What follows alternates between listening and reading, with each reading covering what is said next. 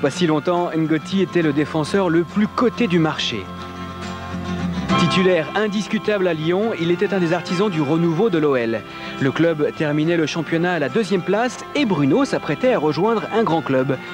Mais le transfert annoncé s'est conclu en fait dans la douleur. Après plus d'un mois de négociations, Bruno Ngoti quitte l'OL pour le PSG. Hélas, dès le premier match de la saison, il fait connaissance avec un mal inconnu, la blessure. À la suite de ce tacle, son genou se tord et Bruno fait la grimace. Ce n'est que le début d'une longue série de pépins physiques. 2 entorses de genou, j'ai eu un claquage à la cuisse et un claquage au mollet.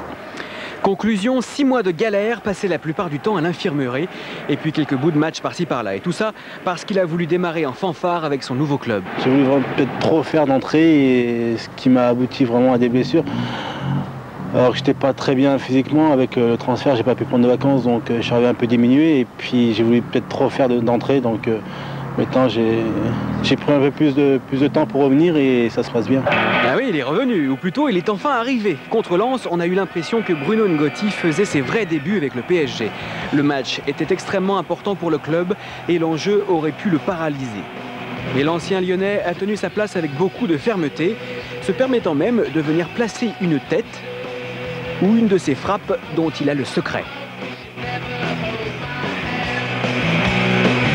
Une semaine plus tard, à Rennes, Ngoti sort un grand match, une performance de très haut niveau qui rassure tout le groupe.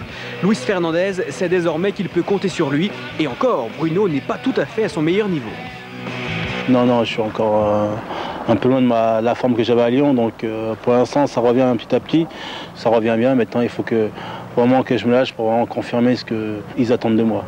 Et son passé lyonnais, Bruno le retrouve ce soir en face de lui. Plus précisément, il aura la forme d'un numéro 9 qu'il connaît particulièrement bien, Florian Maurice.